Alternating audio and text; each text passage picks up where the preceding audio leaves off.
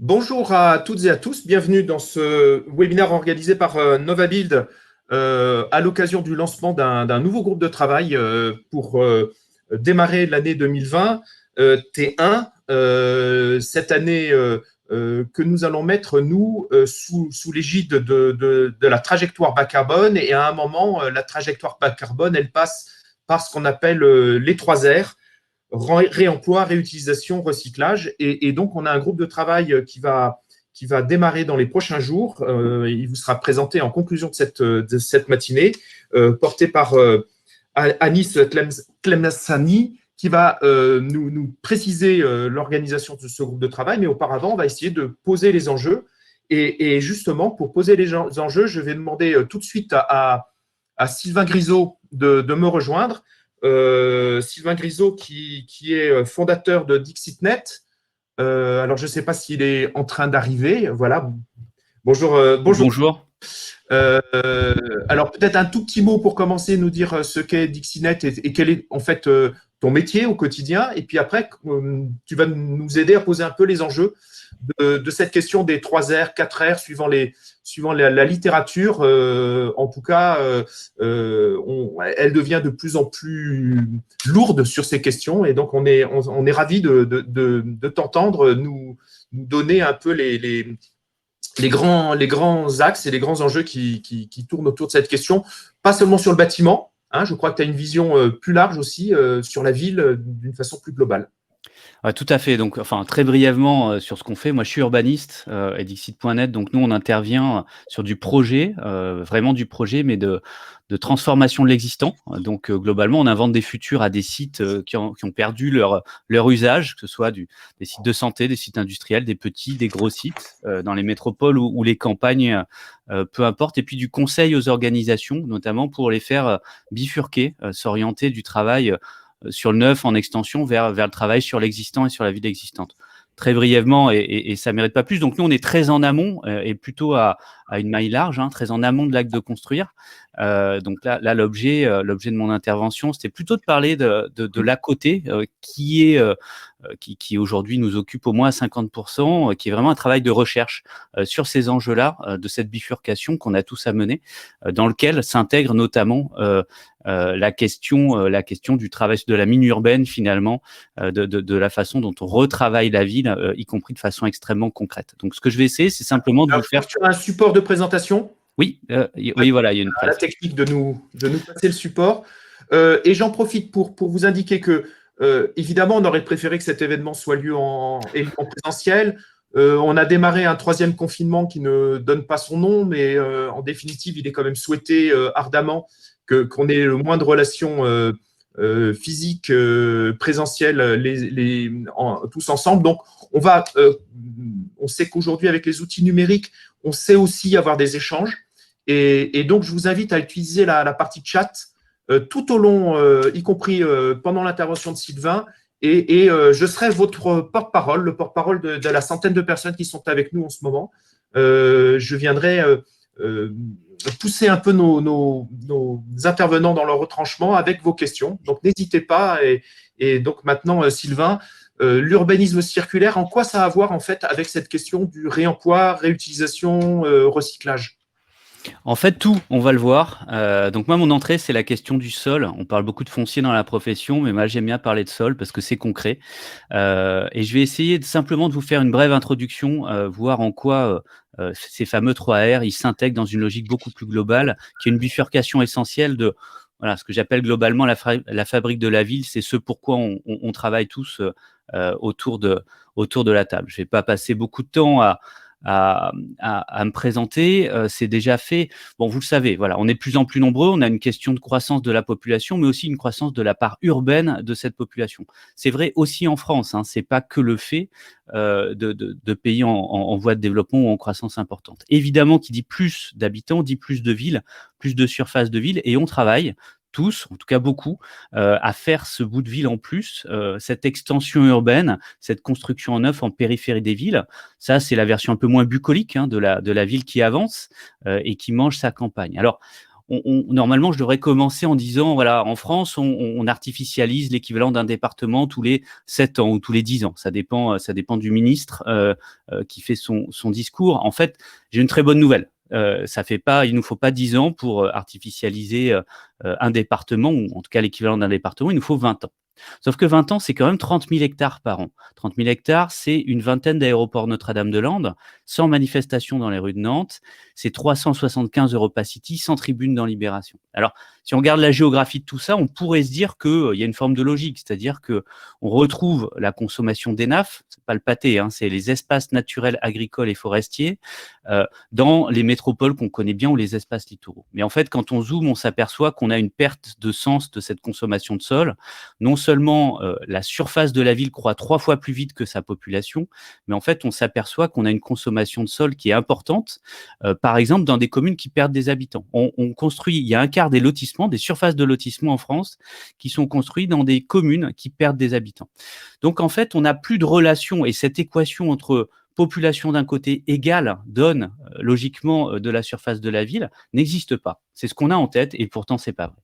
Ça a beaucoup d'impacts, des impacts environnementaux par l'atteinte au milieu, des impacts sur notre sécurité alimentaire par l'impact sur les sols agricoles, hein, puisqu'on consomme essentiellement des sols agricoles pour faire la ville en France. Ça a des impacts sur les finances locales, mais donc sur nos finances à nous, hein, par un surcoût de la ville étalée, et puis des impacts sociaux aussi, avec une forme d'urbanisme à fragmentation. Certains se sont réveillés pendant le confinement en s'apercevant que ceux qui font tourner nos villes et nos hôpitaux ne peuvent plus habiter au cœur de nos métropoles à cause des valeurs du foncier de l'immobilier. Et puis, on est sur une impasse climatique, à la fois par l'artificialisation des sols directs, hein, qui stockent du carbone, mais aussi par la multiplication des déplacements, puisque évidemment, l'étalement de la ville induit une multiplication de la mobilité automobile avec tout son impact à la fois en termes de pollution, mais aussi en termes d'émissions carbone. Alors en fait, la voiture, c'est une conséquence de l'étalement, mais c'est aussi la cause de l'étalement. Donc vous voyez, on n'est pas dans les 3 R, mais justement, je pense qu'on a besoin de comprendre tout ça, de revenir au système et de comprendre qu'en fait, la voiture, son irruption dans la ville est très récente, hein. Ça fait finalement un petit siècle qu'elle est là. 1908, la première Ford T qui sort aux États-Unis. C'est pas un changement technologique qui se fait souplement, hein. Il faut attendre les années 20 pour que ça se passe. Et il y a énormément de débats, notamment une lutte contre la présence de la voiture et la tentation d'interdire la voiture en ville. Ça vous rappellera peut-être quelque chose. Là, on est en 1924. Et finalement, le premier acte qui rend possible l'irruption de la voiture dans la ville, c'est 1925, Los Angeles, la première réglementation qui dit globalement aux piétons de se mettre de côté et de laisser passer la voiture. Ça a donc moins d'un siècle qu'on a réinventé la ville autour du système automobile. Et derrière, donc, on a des piétons, hein, qui ont été les victimes, mais aussi des chevaux, évidemment, et des tramways électriques qui sont supprimés globalement partout sur la surface du globe. Pourtant, la transformation du territoire, ça commence vraiment qu'après la Deuxième Guerre mondiale, avec l'invention du suburb aux franges de New York. Le suburb, c'est quoi? C'est le lotissement, c'est de la monofonctionnalité, c'est de l'initiative privée, c'est uniquement du logement, donc on se déplace, et puis c'est une dépendance, et c'est rendu possible par les infrastructures autoroutières autour de New York, qui sont déjà présentes après la Seconde Guerre mondiale. En fait, le modèle, il se développe assez tardivement aux États-Unis, hein, puisqu'il y a un vrai investissement dans le système autoroutier à partir de 1956. Donc, le modèle du suburb, il se déploie aux États-Unis qu'à partir des années 60. La transposition en France, elle est encore plus tardive, puisqu'on a des investissements autoroutiers qui viennent plus tard, même si les maisons Phoenix, ça apparaît, hein, dès les années 60, mais c'est vraiment dans les années 70 où on a une bascule, où l'État décide finalement de changer de modèle. On sort du logement locatif, donc de la location, des bailleurs sociaux et d'une forme urbaine, hein, avec cette fameuse figure du grand ensemble, pour financer, pour aider finalement à l'acquisition d'une autre forme urbaine, hein, qui est la maison individuelle. Et évidemment, au cœur de tout ça, il y a des acteurs privés, hein, qui sont positionnés là-dessus. Donc, c'est une forme de retournement de la fabrique de la ville. Alors, on pourrait dire politique de droite, hein, mais pas du tout. Politique de gauche aussi, hein. C'est l'un et l'autre, avec notamment les lois de décentralisation qui donnent les clés du système, les clés du foncier aux maires. On se retrouve avec 36 000 urbanistes avec les lois de décentralisation 82-83, et un changement de modèle, notamment des communes rurales qui ont subi un peu lourdement l'exode urbain, C'est pas l'exode 35 rural, 000 pardon, fonctionnaires alors, hein. l'exode urbain en ce moment, C'est- c'est- et qui trouvent un nouveau système pour attirer les urbains, notamment par les lotissements en périphérie. On a évidemment un impact sur les mobilités avec l'émergence de ces secteurs en rouge qui sont les secteurs où on dort mais où on ne travaille pas. Alors, on peut constater nos impuissances par rapport à ces consommations de sol, des impuissances réglementaires. La loi Anseru en parlait il y a 20 ans. On a parlé beaucoup de la France moche il y a 10 ans avec Télérama, et finalement, on a peu d'effet sur nos consommations de sol.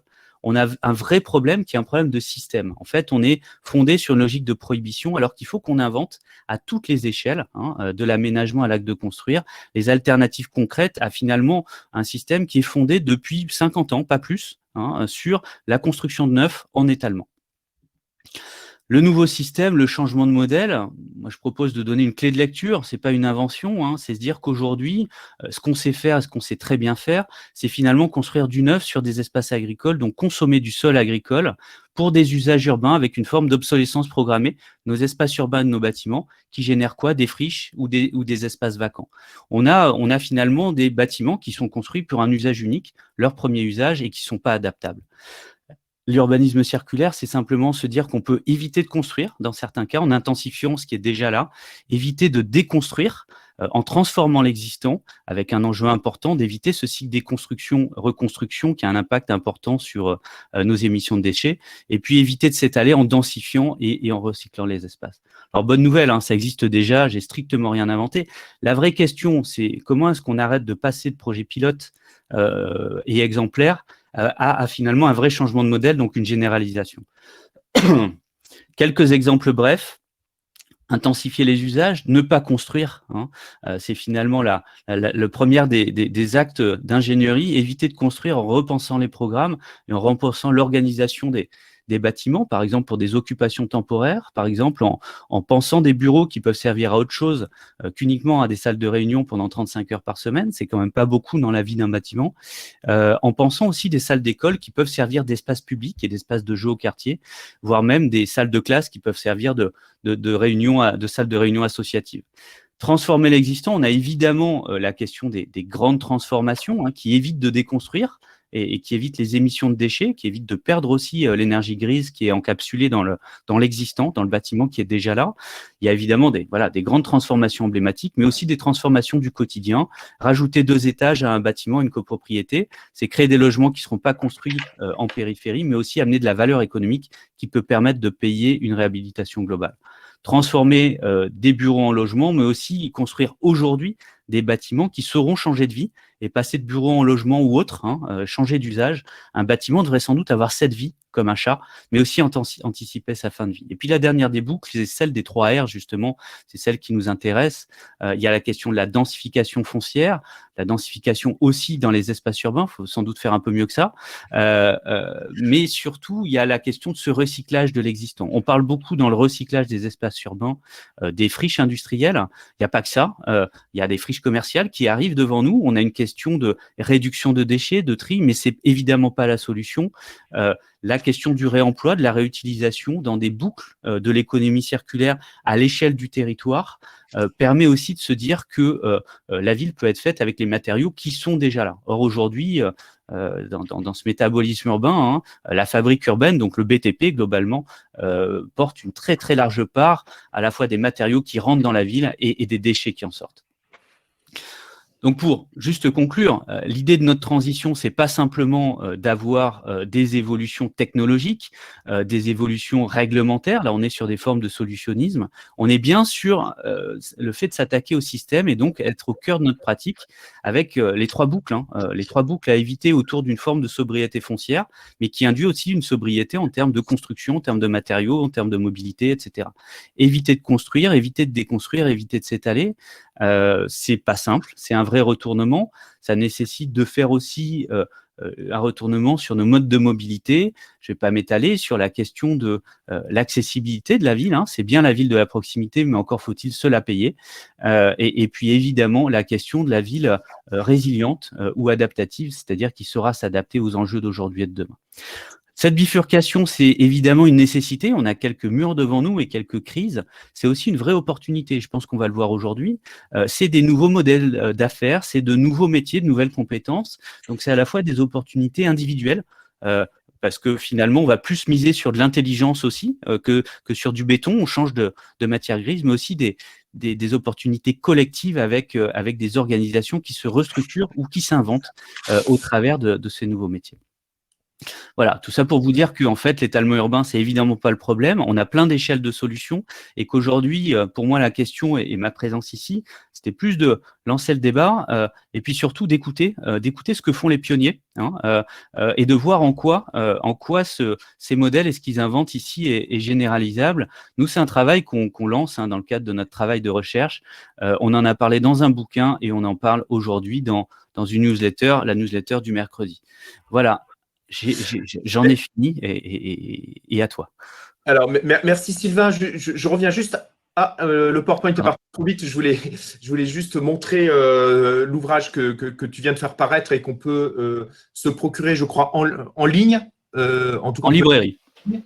Et tu nous l'envoies avec un joli papier cadeau. Non, c'est fini. Maintenant, c'est en librairie. En librairie, c'est encore mieux. Donc, on peut aller dans sa meilleure librairie. Pour la présentation que tu viens de faire, est-ce elle sera accessible? On pourra la retrouver quelque part?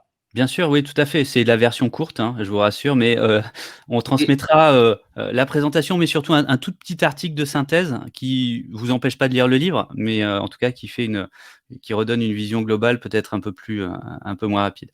Et puisqu'on a encore 1 ou 2 minutes, j'ai une question que Novabuild, au contact des promoteurs notamment, se retrouve parfois à répondre à une question quasiment impossible, et donc j'ai bien envie de te la poser à toi. Ouais. C'est quand on dit éviter de construire, éviter de déconstruire, éviter de s'étaler, en fait, on ne peut plus rien faire. Et on crée une crise du logement et on a des milliers de personnes qui ne trouvent pas aujourd'hui des logements à leur portée et des centres-villes où les prix montent parce que l'économie est faite telle qu'elle est. Crise de l'offre, les prix montent. Comment on peut sortir de cette affaire? Non, éviter, ça ne veut pas dire ne pas faire, hein, mais par contre qu'on arrive à dissocier développement urbain et croissance. Et aujourd'hui, on a par exemple 10% du foncier qui est consommé en France, qui est dans les communes rurales, et c'est 2% de la croissance en termes de nombre de ménages. Donc aujourd'hui, le quotidien de la fabrique de la ville, c'est pas le cœur des métropoles. Le quotidien, c'est de construire des bâtiments neufs à côté de bâtiments vides. Hein. C'est de construire par exemple une maison des associations qui est ouverte que le soir à côté d'une école qui est déjà là, mais qui, elle, n'est ouverte que dans la journée. Hein. Donc ça, là-dessus, très clairement, on va moins construire, moins couler de béton, hein, et ça me semble être une nécessité, mais peut-être qu'on va mieux le faire avec plus d'intelligence, plus de complexité. Mais en effet, il faut répondre très clairement à ces enjeux de besoins urbains, de développement urbain, notamment au cœur des métropoles. Donc moi, je vais même plus loin. Il faut construire plus, il faut construire mieux en termes de qualité, plus pérenne, plus pertinent dans le temps, pas construire pour 20 ans ou pour le temps d'une défiscalisation, hein, mais vraiment pour 50 ans ou 70 ans, et construire beaucoup plus abordable. Donc là, il y a quelques virages à faire. Mais oui, il faut construire, bien sûr, dans les métropoles. Ce qu'on entend aussi, c'est moins de matière. Tu parlais du béton, mais d'une certaine façon, c'est l'ensemble des matériaux, moins de prélèvements de matériaux, mais ce n'est pas moins d'acteurs, c'est pas moins d'entreprises, c'est peut-être même pas moins de chiffre d'affaires, et c'est certainement pas moins de matière grise. C'est à peu près ça que j'ai compris de ce que tu viens de dire. C'est même beaucoup plus faire la ville sur la ville, travailler l'existant, faire, et vous le connaissez, y compris dans le bâtiment, hein, le symbole, c'est quand on fait une réhab versus du neuf, c'est un autre processus. Moi, je pense qu'on fait vraiment une erreur, c'est-à-dire qu'on s'est organisé depuis 50 ans pour construire du neuf en périphérie, globalement, et on essaie d'appliquer ces modèles d'organisation, ces compétences-là, à la réhabilitation et à la transformation de l'existant. Travail de l'existant, c'est du bâti, du construit, des enjeux, des trucs qui sont derrière la cloison qu'on n'a pas vu venir. C'est de la pollution, c'est des enjeux d'amiante, mais c'est aussi des voisins, c'est de l'habité, c'est du contexte, c'est du planté, du paysager, du sol qui est présent, etc., etc. C'est-à-dire qu'on a besoin de compétences qui sont beaucoup plus fines et qui sont différentes. Et ça veut dire aussi qu'on a besoin d'un mode de management de projet qui est différent parce qu'on a beaucoup plus d'acteurs au même moment. On a industrialisé la fabrique de la ville. Globalement, ce qu'on sait faire, c'est un processus industriel, c'est passe la patate à ton voisin. Hein. On a la foncière qui passe à l'aménageur, qui passe au promoteur, qui passe à l'utilisateur final. Chacun fait bien son job, mais dans son coin. Hein. Et l'architecte intervient à un moment, l'ingénieur à un autre, le programmiste à un autre moment. Là, on voit bien que quand on fait de la réhab, ben, on fait encore du diagnostic alors qu'on a commencé le chantier. Donc, ça veut dire qu'on a beaucoup d'acteurs au même moment et qu'on a besoin au cœur de ce système-là de gens qui savent les faire parler. Hein, c'est pas que des hyper spécialistes, c'est aussi des hyper généralistes qui savent faire la traduction et quoi qu'il en soit, tenir le fil rouge d'un projet qui est toujours plus complexe.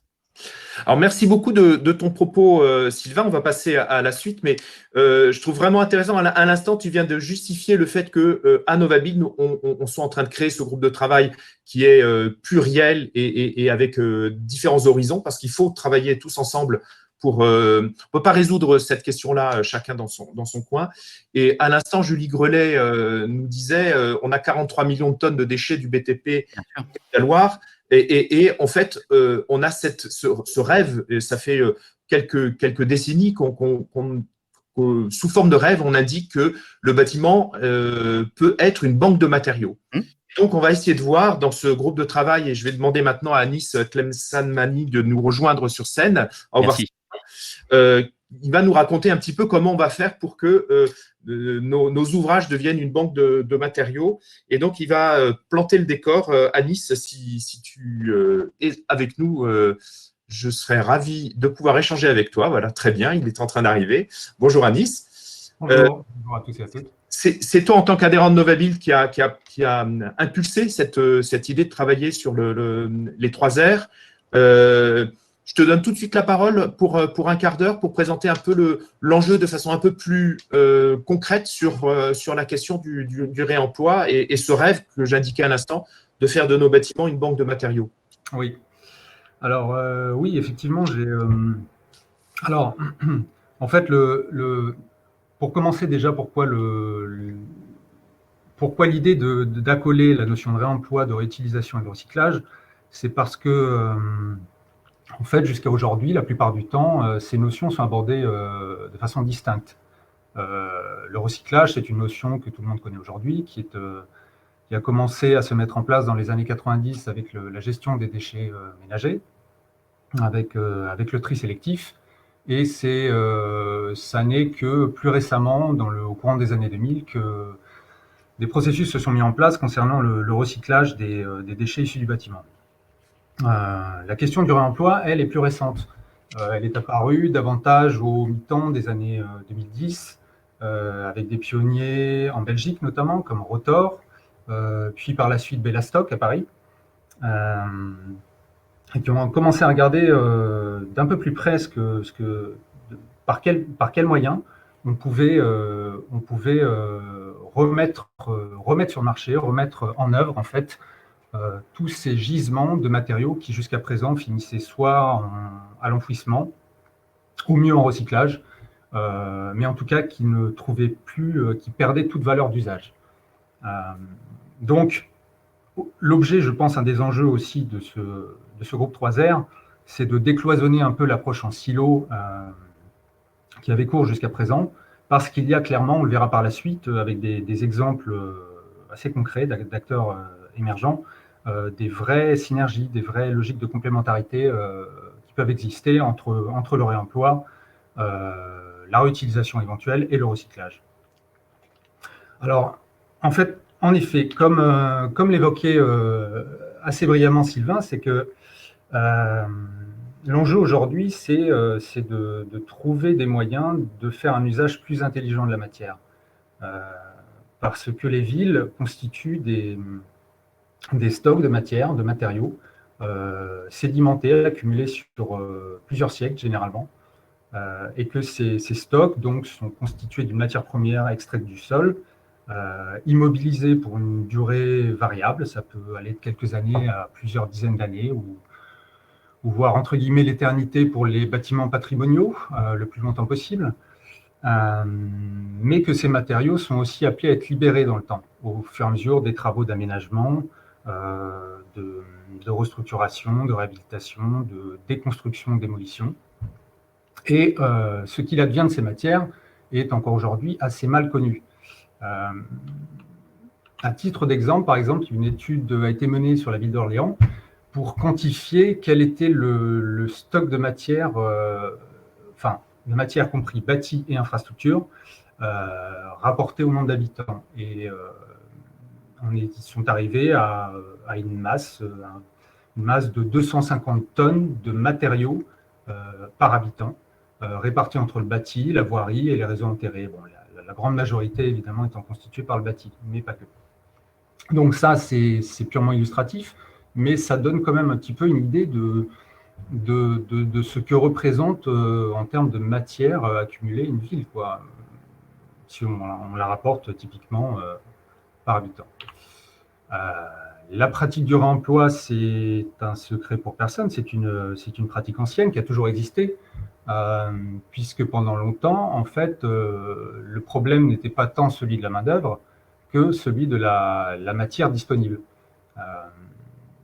Puisque extraire la matière était complexe, coûteux, était difficile et que les gisements n'étaient pas toujours disponibles à proximité. Donc, pendant des siècles, des millénaires, on a réutilisé, réemployé des éléments sous toutes les formes. Donc là, voilà, c'est différents exemples historiques de réutilisation d'éléments et également pas que de réemploi, de réutilisation, puisque j'y viendrai par la suite, mais il y a une petite nuance à opérer entre le réemploi et la réutilisation. Donc, ce qui nous renvoie aussi à l'approche plus globale de la notion de métabolisme urbain, qui décrit un peu c'est une approche de flux. La ville étant constituée de flux entrants et sortants, de flux de différentes matières, de flux d'énergie, de nourriture typiquement. Tout l'enjeu aujourd'hui étant d'opérer la bascule, au même titre qu'on parle d'économie linéaire, de basculer d'une économie linéaire à une économie circulaire. La même approche s'applique également dans la bascule d'un métabolisme linéaire à un métabolisme circulaire. L'idée étant de reboucler un maximum de flux sur le territoire lui-même, de façon à limiter au maximum la perte de ressources les ressources premières s'amenuisant pour un certain nombre de matériaux. Ce qui nous amène, là c'est une illustration plus centrée sur la question justement du réemploi et de la réutilisation des matériaux. L'économie circulaire étant toujours une logique de boucle, les boucles s'enchevêtrant les unes dans les autres. Le premier cercle, aujourd'hui, l'enjeu, c'est évidemment de valoriser toujours les premiers cercles. Et le premier cercle, c'est le réemploi et la réutilisation, puisqu'évidemment, on dépense toujours moins d'énergie à réemployer des éléments ou à les réutiliser qu'à les recycler. Le recyclage étant un process industriel qui, même s'il permet de ne plus prélever ou moins prélever de matières premières, de matières primaires, on parle alors de matières primaires secondaires, il y a toujours quand même un processus de retransformation de la matière qui appelle toujours à une consommation énergétique supérieure. Alors voilà, donc petit point sur les définitions. Donc le réemploi est une opération qui consiste à réemployer un matériau mais à usage identique, et point important, à ne pas repasser par le statut de déchet, alors que la réutilisation consiste à donc réutiliser une substance, une matière ou un produit qui sont, eux, redevenus des déchets. Et alors, avec cette nuance aussi, qui n'est pas précisée dans le Code de l'environnement, que ça implique aussi souvent un détournement d'usage potentiel. Si je prends un exemple très concret, une porte peut devenir une table, par exemple. Et puis, la notion de déchet qui du coup, intéresse directement le processus de recyclage. Et cette notion de déchet, elle est assez fondamentale, en fait, dans tout le débat aujourd'hui qui anime la question du réemploi, parce que ce sera explicité peut-être un peu plus en détail par les intervenants à suivre, mais suivant qu'un matériau acquiert ou non le statut de déchet, les obligations ne sont pas les mêmes pour le détenteur initial, notamment en l'occurrence le maître d'ouvrage, si on parle du bâtiment. Alors, en droit aujourd'hui, on se situe on va dire qu'on se situe dans un contexte qui est quand même globalement favorable, puisque qui est issu d'abord aussi des textes européens, et notamment d'une directive cadre de 2008 qui visait un minimum de 70% emploi de réemploi, recyclage et valorisation de matière pour les déchets non dangereux de construction et de démolition, exclusion des matériaux géologiques naturels. Donc, dans ces 70% étaient bien compris à la fois les possibilités de réemploi ou de recyclage, la réutilisation étant un petit peu l'intermédiaire entre les deux. Cette directive a été complétée par une directive, la directive cadre de 2008 a été complétée par une directive européenne en 2018, qui du coup insistait donc sur l'approche de réemploi, encourageant les pouvoirs publics à transposer dans leur droit la possibilité de réemployer les matériaux et produits du bâtiment.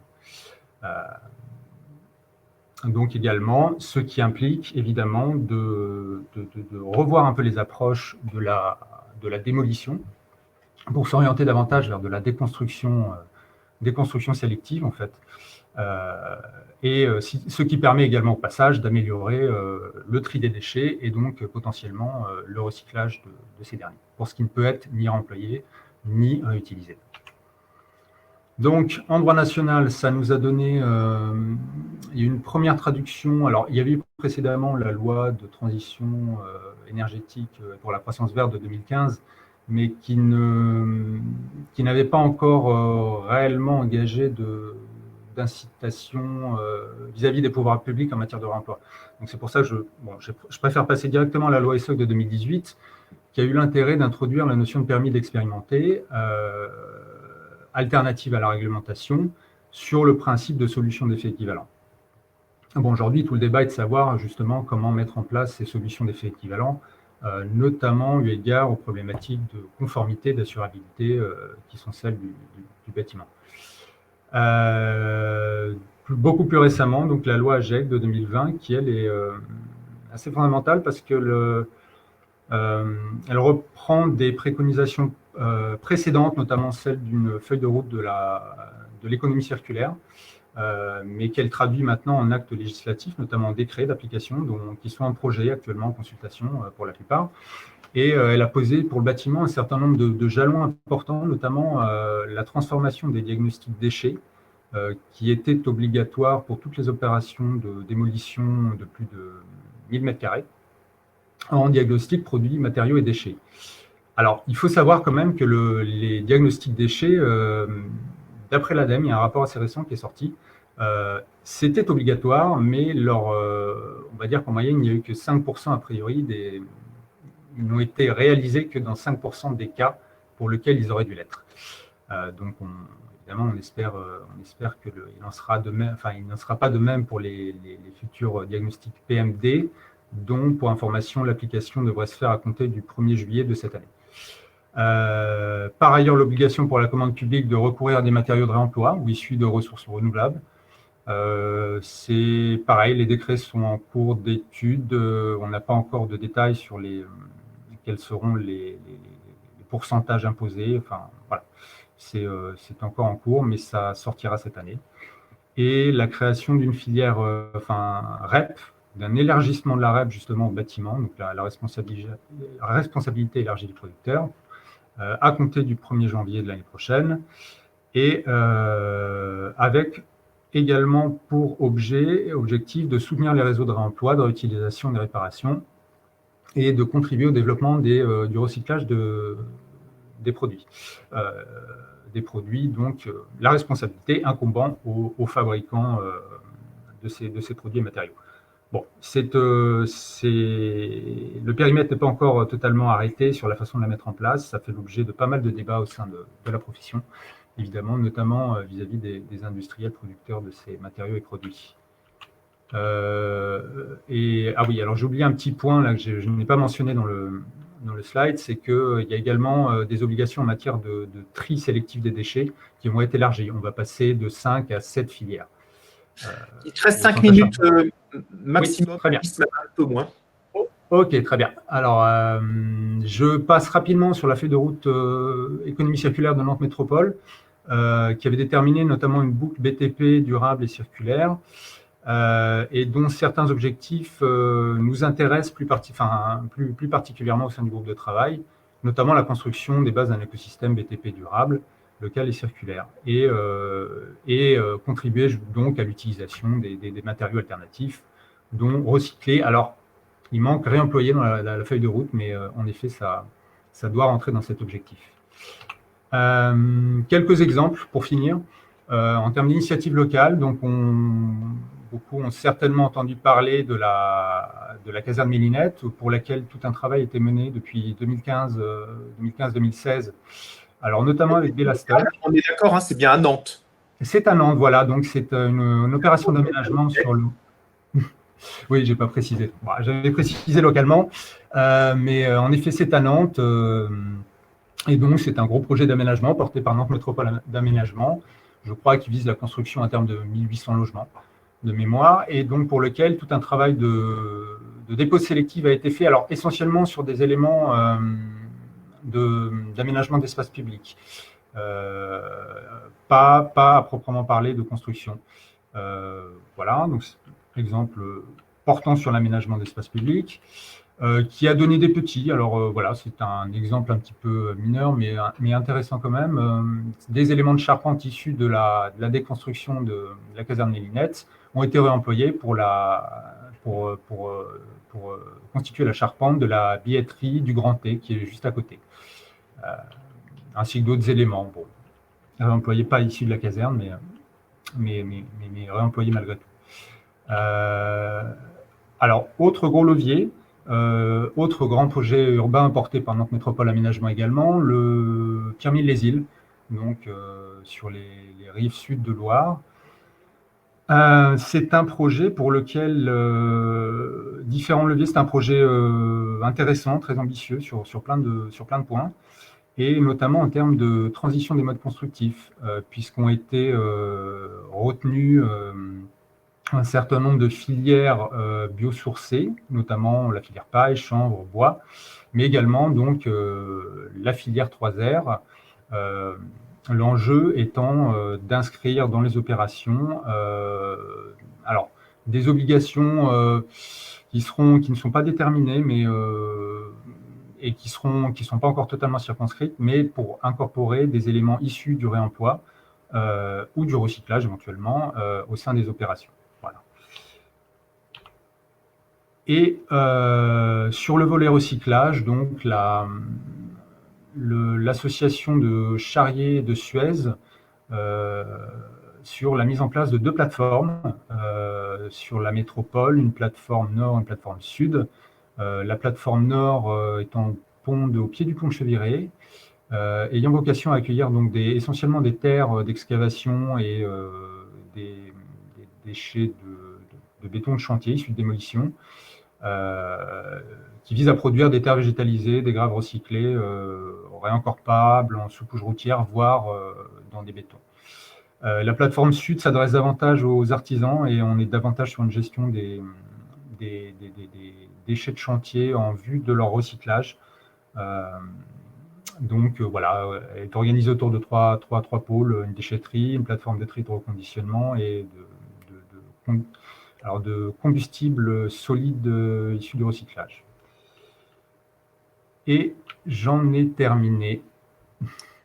Merci beaucoup, Anis. Alors, beaucoup d'échanges déjà sur le chat. Alors, pas mal sur les freins, mais je crois qu'on reviendra avec nos intervenants tout à l'heure là-dessus. Il y a eu une rectification sur le nombre de tonnes de déchets qui a été donnée par deux personnes. Et donc, on a là maintenant, grâce aux études de la cellule économique, des chiffres précis qui ont été donnés. Et puis, deux retours d'expérience, en plus de ceux dont on va parler tout à l'heure. Un avec Emmaüs à Angers, dont nous a parlé Julie Grelet, et qui nous parle de surcoût de logistique, le sourcing, la dépose, la traçabilité, le stockage. Et puis, un retour d'expérience aussi à Bron, donc dans l'agglomération lyonnaise, avec la ZAC des terrasses. Donc, effectivement, on parle de pionniers, mais plus ça va aller, plus les pionniers seront confortés par ceux qui les suivent. Et donc, c'est aussi comme ça qu'une culture du réemploi va venir s'installer. Alors, justement, en parlant de culture de réemploi, on peut peut-être tout de suite passer à la suite en interrogeant Quentin Charrois.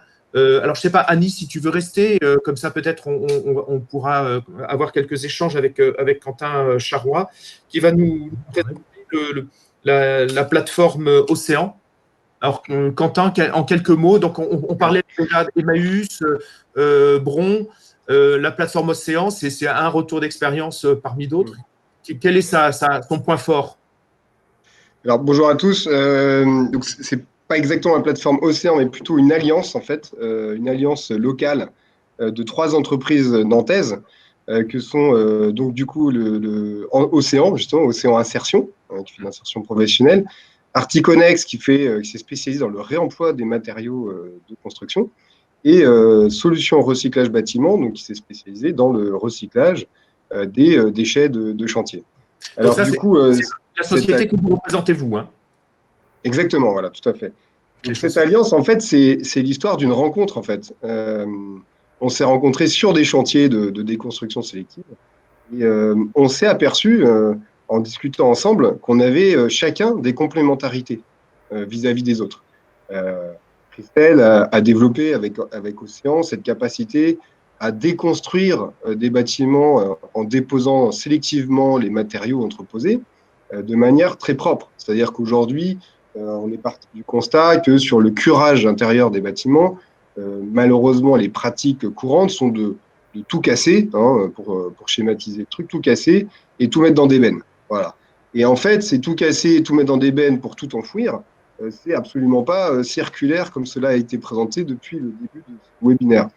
Alors du coup, nous, on propose en fait une autre méthode qui, du coup, pour le coup, est circulaire, c'est-à-dire déposer sélectivement des matériaux dans le cadre de chantiers de construction, de mettre tous les matériaux vers le réemploi, les flécher vers le réemploi dès que c'est réemployable, parce que c'est ça quand même l'intérêt, c'est évidemment de privilégier le réemploi de tout ce qu'on peut réemployer.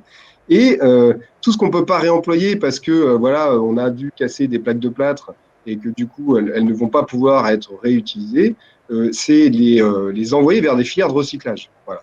Alors, Océan donc, a cette compétence de dépose sélective, Solutions Recyclage Bâtiment a la compétence du recyclage des matériaux, et Articonex a la compétence du réemploi. Et comme on partage tous les trois les mêmes valeurs, que sont éviter à tout prix l'enfouissement de ces matières, parce que, comme cela a été dit, c'est un véritable gisement, on s'est alliés. Voilà, et on a créé une offre globale pour accompagner les maîtres d'ouvrage sur cette question du réemploi et du recyclage.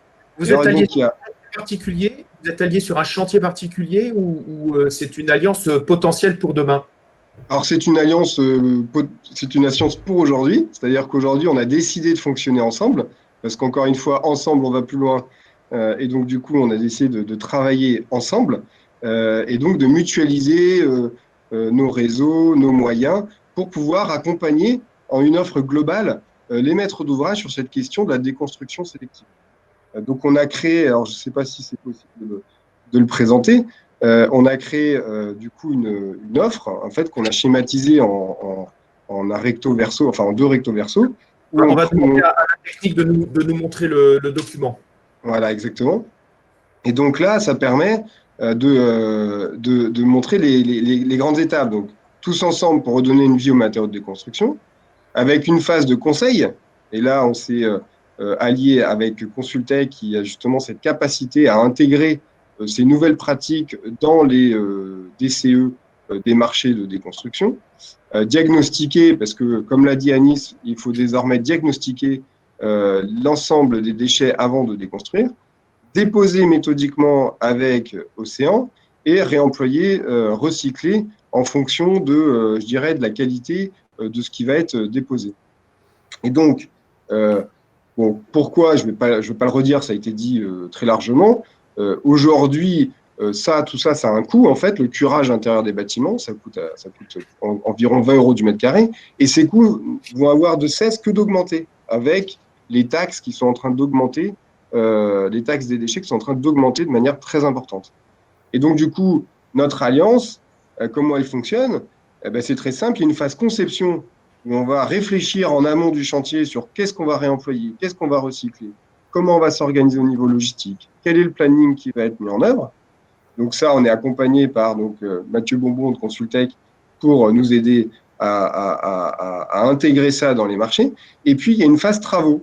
Et là, la phase travaux, on a Océan qui, grâce à l'insertion, va pouvoir déposer les matériaux sur les chantiers. Et puis ensuite, ça va être fléché soit vers le recyclage, donc chez Solutions Recyclage Bâtiment, soit vers Articonex, donc pour les réemplois. Voilà, donc ce que je vous propose, c'est que Christelle puisse détailler un peu plus en avant comment se passe la première phase, qui est la phase du coup de dépose sélective de matériaux, puis Emmanuel parlera du réemploi. Et on va demander tout de suite à Mathieu Bonbon d'expliquer un petit peu quelle a été son intervention. Donc, si Mathieu veut bien nous rejoindre sur scène. Mathieu Bonbon est économiste. Et en fait, dans ce groupement, tu as apporté un peu d'assurabilité ou de facilité. Est-ce que tu peux nous décrire un petit peu ton intervention ? Ouais, en fait, brièvement, juste pour situer le rôle de Consultec. Consultec, c'est un cabinet d'économistes de la construction et d'assistance à maîtrise d'ouvrage sur les parties environnementales.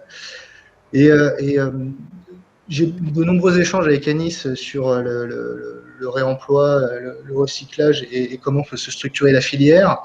Et en parallèle, il y a un retour d'expérience qui a été fait par le groupement, par Océan, SRB et Articonex, d'avoir une sorte de lacune sur la liaison entre l'étape de conception et l'étape de réalisation. Et pour être à même de bien faire leur métier, ils se sont posé la question suivante, comment ça fonctionne en amont?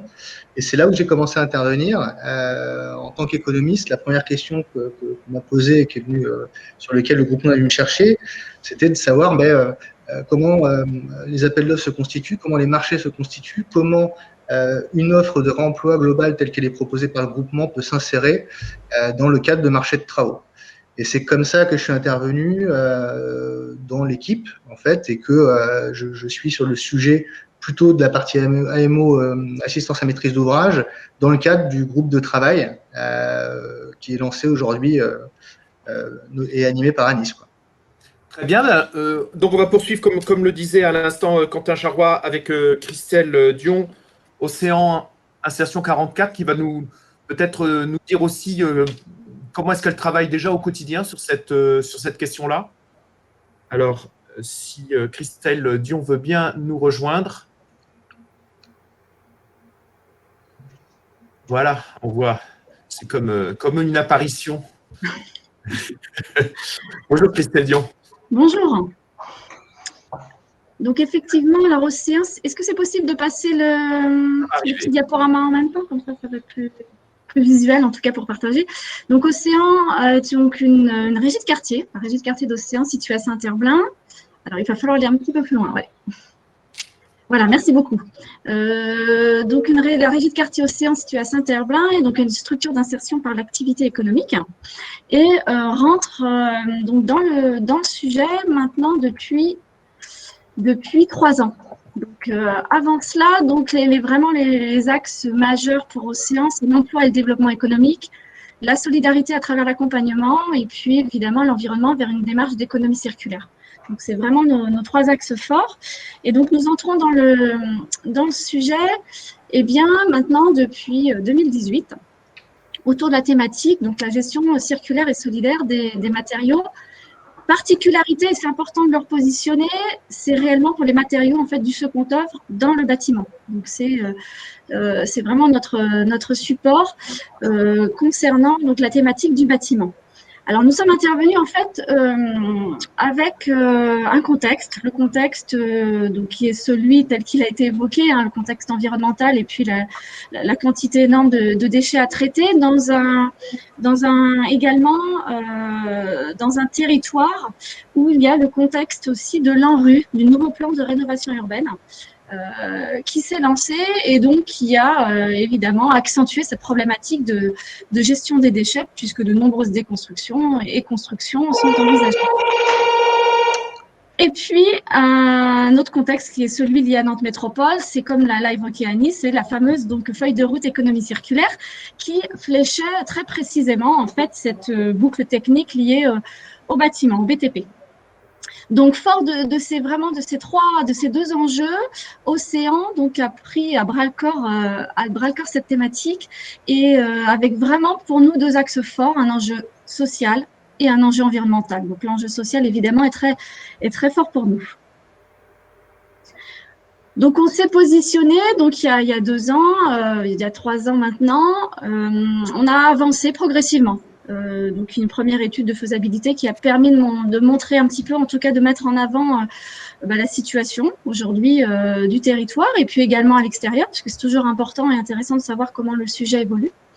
Donc, on s'est vite rendu compte qu'il y avait une phase vraiment d'échange auprès des maîtrises d'ouvrage et des acteurs sur le sujet, une phase de sensibilisation, d'acculturation. Donc, ça arrive un petit peu en parallèle en fait de notre propre activité, la façon dont on a évolué, mais c'est vraiment un point important. C'est ce point qu'on travaille aussi ensemble avec les différents acteurs. Il y a vraiment cette phase aujourd'hui d'acculturation, de sensibilisation, d'intégration dans les marchés, etc. Donc, c'est vraiment important de l'associer.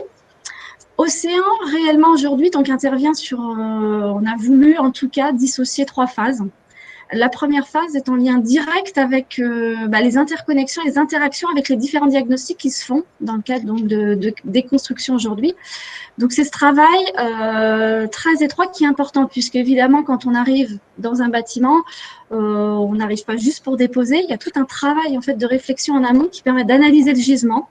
Donc notre analyse, nous, elle est complémentaire par rapport, évidemment, aux diagnostics qui sont faits.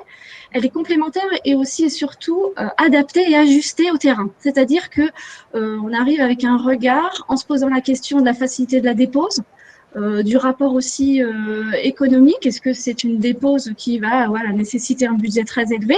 Et puis, évidemment, est-ce que dans le territoire, il y a réellement un besoin, en tout cas, est-ce que ces matériaux qui vont être sélectionnés vont pouvoir être réemployés dans un premier lieu et dans un second lieu recyclés. Donc, il faut vraiment… Il vous reste 1 minute. Ah, d'accord. Okay. On ne va pas faire les 6 slides. Donc je pensais qu'on avait élargi un petit peu. Ça marche. Donc, il y a la phase d'interconnexion qui est importante et intéressante. Et c'est vraiment important quand même d'appuyer là-dessus. Après, le chantier de dépose, comme son nom l'indique, hein, c'est de la dépose méthodique grâce à nos équipes d'insertion. Et puis, il y a une coordination forte sur le chantier qui est nécessaire pour, évidemment, conditionner pour que les matériaux restent en bon état. Donc, les 3 étapes en images, on analyse, on organise en parallèle avec les diagnostics, on dépose, on conditionne et après, donc, on travaille avec les filières de réemploi et de recyclage pour permettre effectivement de bien coordonner le transport des matériaux. Quelques chiffres depuis ces 2 années, puisque l'expérimentation a réellement démarré depuis 2 ans maintenant. Nous sommes accompagnés également par l'ADEME et Nantes Métropole qui nous font confiance sur ces chantiers, puisqu'on s'est dit, avant d'écrire énormément de choses, on va expérimenter. Donc, on a réussi à expérimenter autour de 4 à 5 chantiers avec des maîtrises d'ouvrage publiques et privées. Et puis, aujourd'hui, avec une entrée réellement par l'entrée des constructeurs. Donc, le déconstructeur qui avait un besoin de curage et surtout de dépose méthodique plus précise. Donc, grâce à ces retours d'expérience, on a réellement pu travailler avec l'amont et l'aval, puisque c'est important de ne pas dissocier la dépose de l'ensemble de l'univers de la filière du réemploi. Merci. On va en rester là. Je vais demander maintenant à Emmanuel Morel de prendre le relais. Très bien. Et de nous dire pour Articonex comment vous fonctionnez aussi sur cette question du réemploi, de la réutilisation, du recyclage. Alors bonjour. Alors, nous, Articonex, on est né de problématiques d'artisans du bâtiment. On n'était pas né principalement sur la problématique du réemploi. On est né sur la problématique des artisans du bâtiment qui ont beaucoup trop de stocks dont ils ne savent pas quoi faire. C'est tout simplement parce que je suis associé avec un gérant de menuiserie et que depuis le début, il a essayé de chercher des solutions, il n'en a pas vraiment trouvé, principalement parce qu'il n'avait pas le temps. Donc tout le travail qu'on met en œuvre depuis 2 ans, c'est essayer de comprendre comment tous ces matériaux utilisés dans le bâtiment, comment on peut leur prolonger leur usage lorsque c'est possible.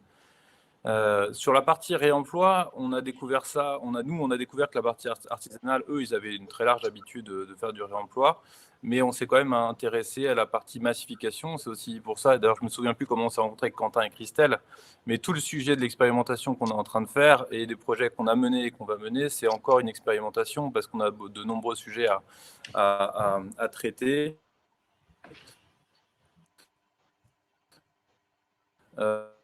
Et on a besoin justement de tests pour ça.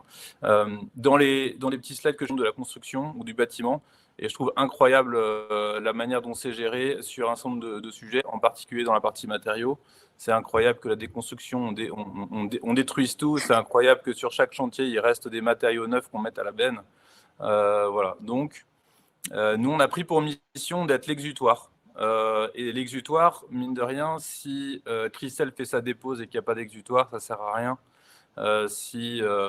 Si Quentin, lui, sait très bien faire la logistique de chantier, mais il ne sait pas l'amener quelque part, qui sait s'occuper des matériaux. Et donc, nous, on prend notre part de boulot sur cette partie-là. On y croit à long terme que le réemploi prendra vraiment une part importante. Mais nous, du coup, on a vraiment cette double casquette d'avoir cette volonté d'avoir et des matériaux neufs qui se revendent du coup assez facilement et des matériaux de réemploi. Alors, on avait Articonex, il y en a qui connaissent, on en reparlera une autre fois. Nous, pour vous présenter très simplement, je vais vous présenter ce slide, c'est très simple. En haut à gauche, c'est un chantier qu'on a fait avec Christelle et avec Quentin. C'était un petit chantier parce qu'il y avait à peu près 300 mètres carrés. Par contre, là, la photo en haut à gauche, c'est tout simplement une bibliothèque en sapin massif qui, si on n'était pas venu la chercher, allait à la benne. C'est un travail qu'un artisan pouvait revendre lui-même 7 ou 8 000 euros. Et 10 ans après, elle est complètement intacte. Et du coup, il y avait un gros problème d'utilisation, de réemploi. C'est quelque chose qu'on a pu revendre de manière très, très, très simple. Sur les photos qu'on va plutôt voir à droite, c'est nous, on commence à se spécialiser sur la partie récupération des bois de chantier. Il y en a partout, ça traîne. Et c'est des matériaux sur lesquels nous, on saura redonner une valeur et récupérer des matériaux. Bon, toutes les autres photos, ça va être vraiment l'idée qu'il y a des stocks un peu partout en France, que ce soit chez des fabricants, chez des artisans, chez des distributeurs, qui n'ont pas trouvé leur premier usage. Il faut absolument qu'on accompagne tout le monde du bâtiment sur ce sujet. Moi, le retour que je peux faire aussi, c'est qu'en n'étant pas du bâtiment ou que depuis peu, je trouve ça assez incroyable qu'il n'y ait pas de spécialistes du déchet ou des matériaux en eux-mêmes. Et c'est pour ça que quand Quentin m'a expliqué que la solution qu'il menait était assez innovante, c'était assez dingue. Donc, nous, on n'a pas de problème à remettre en cause tous les usages et de faire avancer les choses, en particulier sur comment on peut accompagner les personnes du bâtiment qui ont envie de prolonger les usages des matériaux. Il vous reste moins d'1 minute, une trentaine de secondes. Ouais, je vais aller très vite et sur un autre cas qu'on a mis en place et qu'on a récupéré avec Christelle et Quentin, c'est des plaques de plâtre. Les plaques de plâtre qui ont été déposées sur un chantier en dépose méthodique, c'est des plaques de plâtre qui sont en super état, qui ont eu un usage pendant peut-être une dizaine d'années, qu'on a stocké, qui sont conformes au DTU, un stockage conforme au DTU, etc. Et on arrive à en vendre quelques-unes. Après, l'idée, c'est comment on arrive à massifier pour que ces plaques de plâtre qui sont super bien déposées, dont on garantit le stockage, on puisse le remettre sur le marché. Et le dernier sujet qui nous prend du temps aussi avec Anis, parce que je travaille avec lui sur le sujet, c'est la partie assurabilité des matériaux. C'est un sujet qui prend pas mal de temps, mais sur lequel on a envie vraiment d'accompagner ceux qui sont les responsables du coup dans la pose du réemploi, c'est-à-dire tous ceux qui vont mettre en œuvre les matériaux. Voilà, globalement. Merci beaucoup, Emmanuel Morel. Et donc, on revient avec vous, Quentin Charrois. Oui. Vous avez présenté très rapidement Oui. solution de bâtiment et donc avec les solutions, comme son nom l'indique, que vous avez déjà entreprises. Un petit mot. Si vous Voilà, tout à fait. Je vais être rapide parce que du coup, effectivement, quand on ne peut pas faire de réemploi, ce serait quand même dommage, donc, comme on le disait, de tout mettre les déchets à l'enfouissement. Et donc, nous, on propose de les recycler. Donc, nous, on est une entreprise à mission. Notre raison d'être, c'est la préservation de l'environnement par la prévention des déchets et l'économie circulaire. Alors, on est parti du constat. Donc là, on a une photo d'une benne que vous voyez là. Vous avez tous à l'image ces bennes qu'on voit dans la rue où il y a énormément de matière dedans. Et toutes ces matières sont à 90% des matières qui sont recyclables. Puisqu'on parle de carton, de polystyrène, de gravats, de ferraille, de plastique, etc. Et en fait, c'est extrêmement compliqué de trier des déchets qui sont déjà mélangés. C'est extrêmement compliqué, voire impossible. Et donc, ces bennes, malheureusement, finissent beaucoup à l'enfouissement. Par ailleurs, il y a énormément de complexité pour les artisans aujourd'hui d'aller dans les déchetteries. Donc, nous, on est parti de ce double constat. Peu de recyclage de ces déchets, donc beaucoup d'enfouissement. Et deux, finalement, des entreprises du bâtiment qui se retrouvent un peu embarrassées, finalement, avec ces déchets et qui ne savent pas vraiment quoi en faire. Alors, du coup, on a mis en œuvre des stations de tri des déchets. Alors, je vais vous montrer quelques photos. Sur les chantiers, donc des chantiers soit de construction, comme on peut le voir à la photo sur des maisons individuelles, où on récupère de manière triée tous les matériaux qui ont été mis en œuvre dans le cadre de la construction. On fait ça donc sur les maisons individuelles et sur des chantiers collectifs. Sur des chantiers de travaux publics aussi, quand vous faites de l'assainissement, il est tout à fait possible de trier le PVC, le bois, les feuillards, etc., de manière à pouvoir recycler. Et donc, en fait, on s'est dit, bon, sur les chantiers de réhabilitation, et donc on s'est dit, et donc on en vient au sujet du jour, on s'est dit, mais on peut aussi, grâce à l'insertion, trier les déchets en amont sur des chantiers de déconstruction. Et donc, du coup, on récupère tout ce qui ne peut pas être réemployé, on va le récupérer pour en faire donc, de la logistique et le flécher vers le réemploi quand on peut, puis le recyclage quand on ne peut pas. Alors, vous avez ici l'exemple en fait de goulottes PVC qui ont été déposées par Océan et qui n'ont pas trouvé de preneurs pour le réemploi. Donc, du coup, on les a emmenés vers nos filières de recyclage. Donc, vous avez ici sur la photo à gauche, en fait, la micronisation du PVC et pour refaire en fait du PVC. Donc, en fait, ce PVC se retrouvera demain dans des tubes PVC ou dans des pièces qui sont faites en PVC. Avec le gravat, en fait, le gravat peut très bien être concassé, notamment, vous avez évoqué Charrier, qui peut très bien, on concasse les gravats, et ensuite, ils peuvent réutiliser ce gravat concassé dans des sous-couches routières ou du soudalage sur des chantiers. Et donc, il y a une vraie circularité, finalement, de ces matériaux. Le bois et les palettes vont être soit utilisés en biocombustible, puisqu'il y a de plus en plus de bois, et les palettes vont être réparées, puisqu'on a des partenaires qui vont réparer les palettes pour qu'elles soient évidemment réemployées, puisque c'est quand même débile de mettre des palettes à l'enfouissement ou de brûler des palettes. Donc, autant les utiliser à nouveau. Voilà. Et puis, la laine de verre, alors nous, on récupère des petites chutes de laine de verre. Alors, c'est pas revendable en l'état parce que c'est des micro-chutes, mais on a trouvé des acteurs qui étaient intéressés.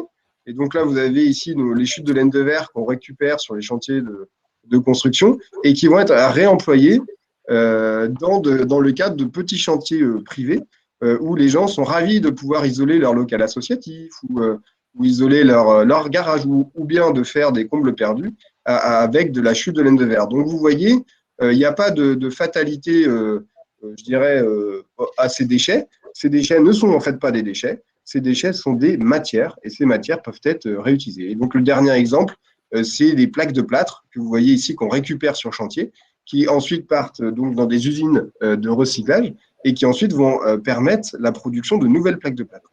Et donc, en fait, via le recyclage, on évite l'extraction de ressources dans la planète. Vous savez que ces extractions, non seulement prennent du stock de matière dans la planète, mais en plus, pour sortir ces stocks, il faut utiliser des pelleteuses, des gros engins de chantier qui brûlent beaucoup de carburant et donc émettent beaucoup de gaz à effet de serre. Et donc, comme vous avez pu le voir, il était évident pour nous de s'allier tous les trois parce qu'on va être capable de passer de beaucoup d'enfouissement finalement des déchets dans le cadre de chantiers de déconstruction à en fait entre 90 et peut-être même 100% de revalorisation de ces déchets qui ne deviennent plus des déchets puisqu'ils sont transformés en matière. Merci beaucoup. Merci pour vos interventions qui sont rentrées dans les temps, ce qui va nous permettre d'avoir maintenant un beau moment d'échange jusqu'à midi. Tlem Samlani qui va nous rejoindre dans quelques instants. On va pouvoir échanger tous ensemble sur les différentes questions qui ont été posées. Et Anis, en conclusion, nous présentera le projet de groupe de travail. Alors, on a eu beaucoup de questions sur les freins. Et je vais vous donner la liste des freins, puis vous allez me dire comment ces freins peuvent être transformés en levier ou comment est-ce que vous avez contourné ou vous contournez au quotidien les freins. Alors, on a eu un premier présenté, c'était la question de l'allotissement, le fait qu'on travaille de façon un peu segmentée par lot par lot, qui est un frein au réemploi. On a un autre frein, c'est le coût de transformation. Même, je crois que le frein, c'est Bruno Violo qui disait, c'est avec un grand le. Et puis, un autre intervenant nous disant, mais ça dépend des projets. Alors, peut-être que c'est un peu aussi ce que vous allez nous dire. L'assurance, qui est un frein. Et derrière l'assurance, la question de la responsabilité. Qui est responsable des nouveaux usages? Et puis, un autre frein, c'est un frein marché. Aujourd'hui, il y a beaucoup de déconstruction, beaucoup de travaux beaucoup de travaux qui font qu'il y a beaucoup trop d'offres et que cet amoncellement de l'offre fait que c'est impossible d'avoir que ça devient extrêmement compliqué. Voilà, alors, qui est-ce qui a envie de répondre là-dessus? Moi, je veux bien commencer sur la partie allotissement, puisqu'elle concerne plus directement la partie appel d'offres. Il faut clairement en fait changer l'approche de l'allotissement. Aujourd'hui, on a tendance à avoir un seul lot qui est la démolition, dépose. Il faut savoir que pour pouvoir réemployer les matériaux, il faut une méthodologie de dépose qui est spécifique, et Océan pourra développer exactement de quoi il s'agit, mais il faut des méthodes spécifiques. Et il faut, je pense, apprendre à diviser ce lot, c'est-à-dire envisager un lot préalable qui concerne le curage, pour lequel il y aura une dépose soignée sélective qui permettra le réemploi, et donc aussi contractuellement d'établir des règles ou des références spécifiques qu'on pourra après attribuer éventuellement à l'assurance, qui est un autre sujet. Mais il faut, à mon avis, décomposer ça et prévoir deux intervenants. On ne peut pas envisager, pour que ça fonctionne bien de manière opérationnelle, et ça c'est grâce aux échanges avec les entreprises du groupement que j'ai pu apprendre ça, mais on ne peut pas envisager une sous-traitance de cette partie dépose sélective pour pouvoir faire du réemploi. On va se retrouver à un problème opérationnel, c'est-à-dire que lors d'un appel d'offres, le déposeur va faire un appel d'offres auprès d'Océan très rapidement, qui n'aura pas le temps d'étudier, donc on aura fait un travail qui ne sera pas suffisamment approfondi, et donc les débouchés ne seront pas adaptés. Donc il faut diviser, il faut changer l'allotissement, il faut prévoir un lot spécifique, je pense. Pour compléter, donc effectivement, il y a le lot spécifique réemploi qui est intimement lié au lot dépollution, démantèlement, curage. Donc c'est vraiment, comme je le soulevais, une étroite collaboration, une transversalité nécessaire entre les différents intervenants, les différents acteurs. Après, je vais laisser la parole ensuite, mais on peut aussi détourner aujourd'hui, quand il n'y a pas forcément d'allotissement, il y a aussi un travail intéressant et important à faire avec les déconstructeurs, ça fonctionne, on peut travailler avec les autres parties prenantes, on peut travailler avec les désamianteurs, il faut que la coordination soit fine, il faut vraiment intervenir en amont, comme l'a précisé, enfin en amont ou en tout cas avant l'opération, avant le chantier, pour se caler dans la coordination de chantier, comme le précisait Mathieu. Donc tout ça, il y a des choses qui sont possibles aujourd'hui et qui sont nécessaires à construire pour demain. Et là, je laisse le complément aux autres. Quentin, vous avez un mot à dire sur tous ces freins? En fait, moi, j'en vois pas beaucoup des freins. Je crois que je dirais que la réponse, on a pu montrer par nos retours d'expérience que c'est possible. Le seul frein, ce serait d'essayer de ne pas vouloir le faire, en fait. Hein. Oui, alors il va falloir adapter, oui, il faut changer les habitudes, oui, mais en même temps, si on veut changer un peu les choses, si on veut avancer, de toute façon, il faudra changer. J'ai envie de dire quand même que le contexte réglementaire va tout droit vers ça, de toute façon. Donc, je dirais que les premiers qui se mettront dans ces démarches-là gagneront de l'expérience et seront évidemment en avance. Je dirais aussi que pour un maître d'ouvrage, si vous voulez faire du label, du BRIM, du LEED ou du HQE, quand vous mettez en place ce type de fonctionnement sur vos chantiers, vous gagnez plein de points, entre guillemets, quoi. Donc, par rapport aux différents référentiels. Ah, vous n'entendez pas, problème de son. Donc non, il n'y a pas tant de freins que ça. Enfin, je n'en vois pas plus que ça, puisqu'on a montré qu'on était capable de le faire. Hein. Donc, c'est possible. Moi, je veux bien prendre la parole pour la partie trop de travaux, trop d'offres. Nous, on commence à être localement un peu connus. Je ne trouve pas qu'il y a trop de travaux ou trop d'offres, en sachant que on va dire que le vrai réemploi, c'est quand c'est posé. Donc là, il y a encore un grand travail à faire sur la demande, pour la partie identification des demandes. Nous, on fait tous des efforts pour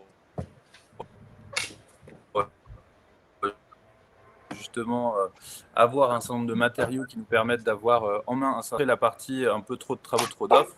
Il faut absolument que la demande aussi se structure et s'habitue à venir nous demander les matériaux qu'on a. Sur l'autre question qui était ça dépend des projets, oui, ça dépend des projets, et à chaque projet on a même un petit WhatsApp avec Quentin et Christelle qu'on utilise pour se tenir au courant. Est-ce que ce type de matériau, ça t'intéresse ou pas? Et dans notre travail qu'on essaye de faire assez consciencieusement, on le fait petit à petit, c'est-à-dire on ne va pas essayer de récupérer tous les matériaux d'un coup. On le fait sur des matériaux qu'on estime sur un réemploi facile avec une certaine rentabilité, c'est-à-dire on ne va pas aller prendre certains matériaux, mais on va aller surtout sur des plaques de plâtre, des faux plafonds, sur des choses facilement déposables qu'on va pouvoir remettre sur le marché. Et le dernier point, je le mettrai d'ailleurs plutôt, c'est peut-être Anis qui maintenant en sait encore plus, c'est la partie assurantielle. Il y a un gros sujet sur la partie assurantielle et on essaye nous-mêmes de faire un gros travail en amont pendant la dépose pour que le sujet de l'assurance du coup ne soit plus un problème. Et que parfois d'ailleurs les matériaux qu'on a ont évidemment les mêmes propriétés que des matériaux neufs. Toute la problématique de l'assurance est à traiter sur ce sujet. Et Anis, peut-être que tu peux en parler. Oui, je veux bien rebondir sur la question de l'assurabilité, puisque en fait, elle est à voir suivant deux volets. Il y a des questions claires de conformité aujourd'hui qui se posent, et de glissement de la responsabilité, puisque sitôt passé la décennale, en effet, in fine, tu l'as peut-être déjà évoqué, je ne sais plus, Emmanuel, la responsabilité en incombe au poseur, en définitive, en bout de chaîne. Donc, en effet, toute la question aujourd'hui, c'est de travailler en amont avec les assurances des poseurs de façon à ce qu'ils aient connaissance de quelles sont les caractéristiques du matériau et dans quelles conditions ils peuvent donner leur aval à la réassurabilité des matériaux posés.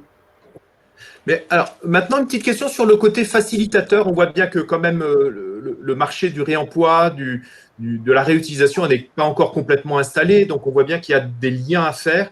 Et pas mal de questions autour de l'AMO. Donc, est-ce que c'est un nouveau métier qui s'installe et est-ce que c'est indispensable aujourd'hui d'avoir, pour un maître d'ouvrage à ses côtés, un AMO pour pouvoir réussir son chantier déconstruit, reconstruit? Quentin, je vous vois dire oui. Oui, tout à fait. Je pense que c'est important, effectivement, puisque c'est des nouvelles pratiques dont être accompagné par des personnes qui ont développé des compétences. Ça me paraît effectivement un facteur clé de succès. Hein, je pense que Mathieu, tu peux développer. Ouais. Au-delà de ça, en effet, c'est un nouveau métier. Enfin, c'est pas des pratiques courantes, donc il faut apprendre. Et puis, si on veut massifier un petit peu la chose, il faut former. Donc, ceux qui montent en compétences aujourd'hui, il faut qu'ils forment les maîtres d'ouvrage, mais pas que. L'échange mériterait d'être fait. C'est aussi l'objet du groupe de travail, je trouve, hein, de partager ce retour d'expérience et de faire en sorte que tout le monde monte en compétences pour que ça aille un peu plus vite aussi. Tout à fait. Voilà, je rebondis sur…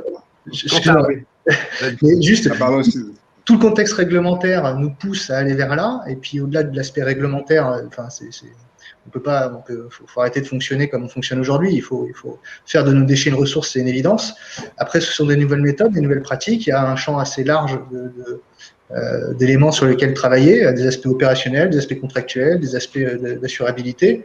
Mais voilà, il faut aussi de la pédagogie, donc il faut s'entraider, partager et avoir une proximité dans les échanges.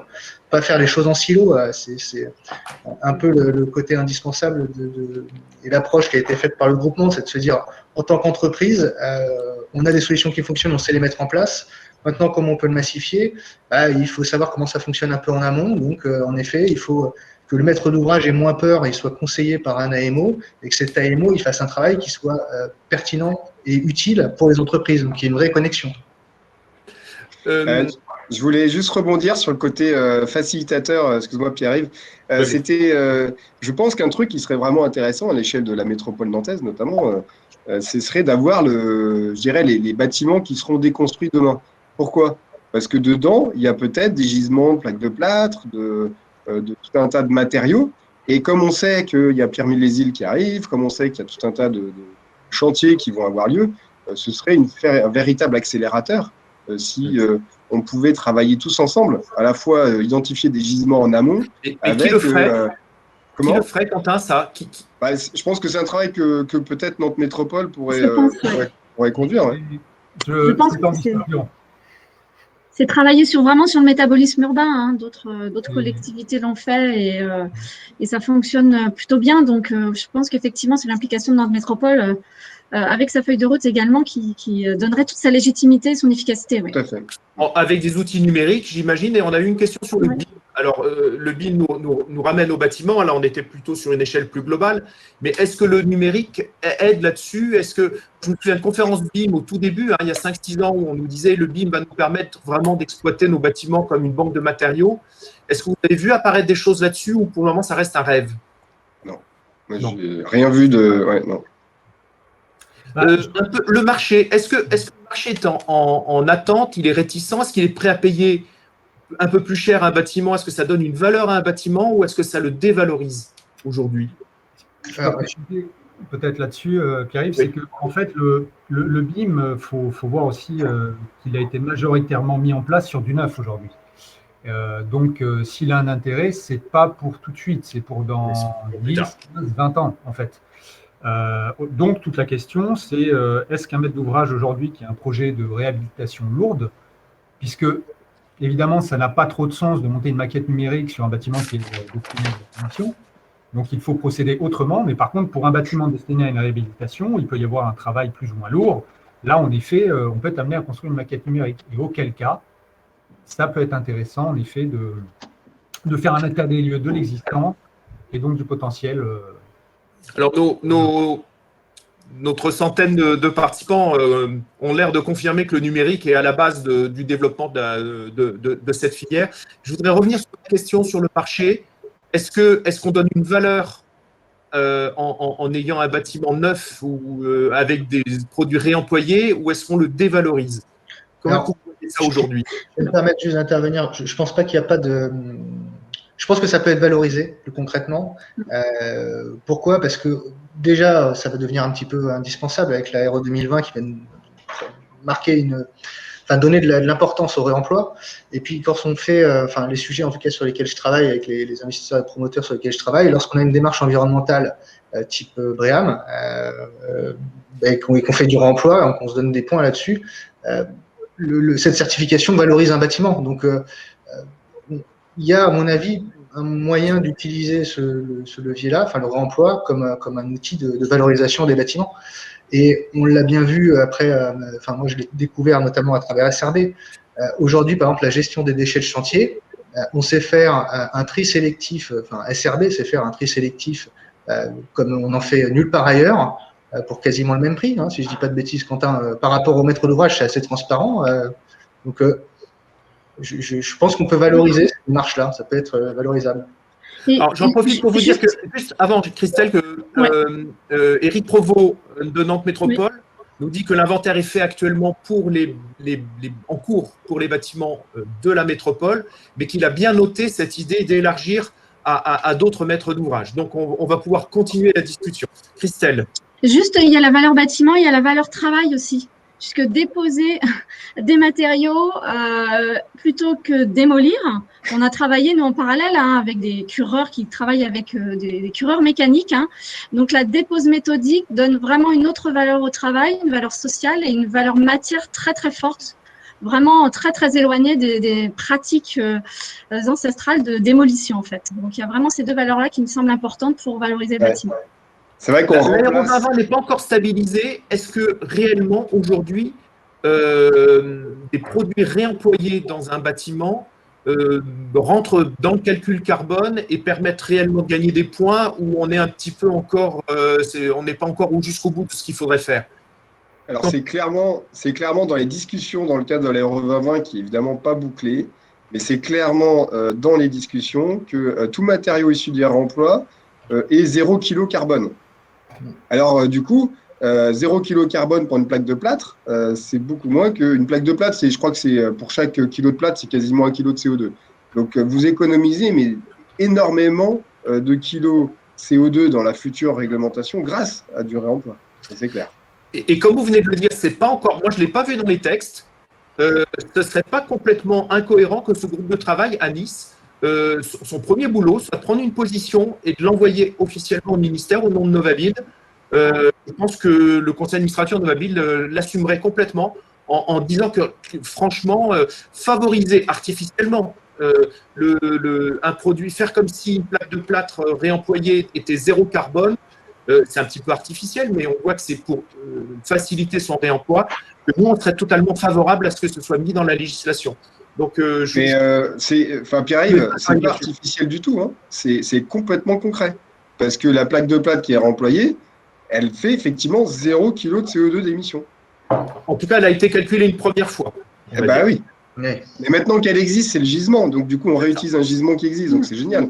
Ouais, c'est pas totalement zéro dans les faits, parce qu'il y a un peu de transport, mais c'est beaucoup moins que d'en créer une. C'est une évidence. Donc, ce que je voulais rajouter, c'est sur la partie matériaux que nous, on vend. Pour l'instant, personne ne nous demande, parce que les personnes qui utilisent le réemploi sont des gens qui sont assez convaincus. Ils n'ont pas besoin d'avoir des labels, ils n'ont pas besoin. Nous, on est en train de calculer, de voir comment on pourra donner l'information de manière simple avec les fiches, avec les FDS, etc. Essayer de savoir très précisément. Pour l'instant, c'est pas quelque chose qui est demandé. Si on nous le demande, on le fera, il n'y a pas de souci. Mais les gens qui ont pris en main le sujet du réemploi, c'est vraiment important. Moi, ce que je voulais rajouter avec ça, c'était qu'il y avait un énorme travail de notre part de déconstruction de toutes les idées reçues sur le réemploi, de combien ça coûte, du temps que ça prend, des déconstructions sur comment on organise un chantier. Très clairement, le réemploi dans la déconstruction, ça prend plus de temps. Et aussi un peu déconstruire l'idée reçue que c'est pas rentable.